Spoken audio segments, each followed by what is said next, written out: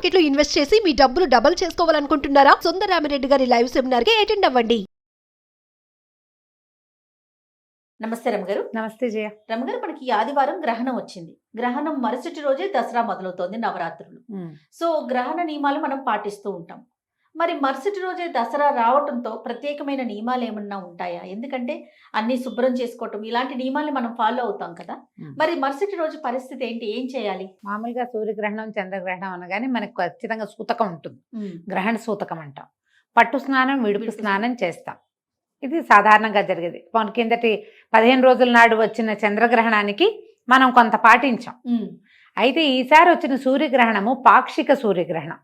పాక్షికంగా అంటే పార్షియల్గా, అదే పాయింట్. మనకి కనబడదు భారతదేశంలో.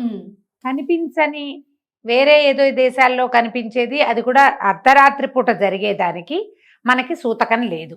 ఓకే. అయితే ఇప్పుడు మనం సోషల్ మీడియాలో విస్తారంగా ఏం కనపడుతోందంటే, పాక్షిక సూర్యగ్రహణం ఈ రాశుల వాళ్ళకి మంచిది, ఈ రాశుల వాళ్ళు ఇది చేసుకోండి అని పరిహారాలు కనపడతాయి.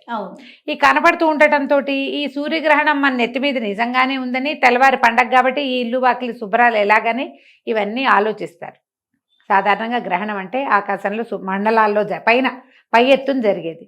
ఈ గ్రహ మండలాల్లో జరిగే వాటి వల్ల తతిమా గ్రహాల మీద వాటి ఎఫెక్ట్ కొంత ఉంటుంది కాబట్టి దాని ఎఫెక్ట్ ఆయా జాతకుల మీద ఉండే అవకాశం ఉందన్న ఒక వాక్యం వింటున్నాం. కానీ దాన్ని పాటించవలసిన అవసరం అయితే మనకు లేదు. గ్రహణ నియమాలు ఏం లేవు. ఎవరైనా ఈ సూర్యోదయం ఇప్పుడు ముందు రోజు రాత్రి అయ్యింది, ఇది 21వ తారీఖు రాత్రి గ్రహణం. సూర్యగ్రహణమే రాత్రిపూట, మనకు రాదు, మనకు కనపడదు కదా. తెల్లవారేసరికి ఎలాగో మనం నవరాత్రుల కోసం తలంటి పోసుకుంటామా, సరిపోయింది, దండం పెట్టుకోండి, ఇంకే భయము లేదు.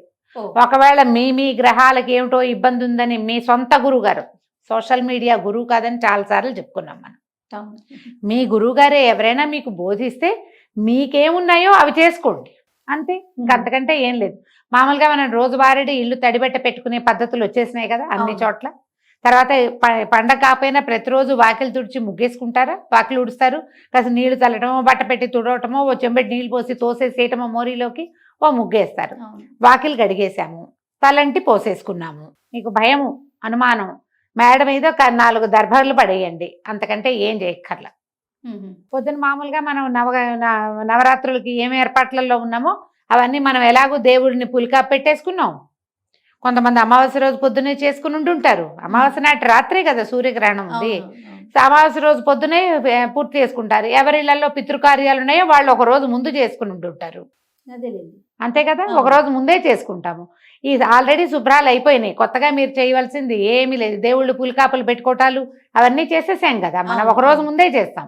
కాబట్టి ఇప్పుడు ఏ అనుమానము లేకుండా మీరు నిరభ్యంతరంగా నవరాత్రులకి మీరు ఏమేం చేయదలుచుకున్నారో అవి సింపుల్గా చేసుకుంటారు, గ్రాండ్గా చేసుకుంటారు. ఆ ప్రకారం వెళ్ళిపోండి. మీ ప్రతి వాళ్ళు కూడా పొద్దున్నే లేచి స్నానం చేసి సూర్యనారాయణమూర్తికి ఒక దండం పెట్టుకోండి. సూర్యుడికి దండం పెడితే దాంతో పాక్షిక సూర్యగ్రహణం తాలూకు సమస్య తీరిపోయినట్టే. మీకు ప్రత్యేక బోధ ఉంటే మీరు ఏదైనా చేయించుకోవాలి, కానీ లేకపోతే ఏమక్కర్లేదు, అంత భయపడక్కర్లేదని నా ఉద్దేశం. తప్పకుండా. నమస్తే. నమస్తే.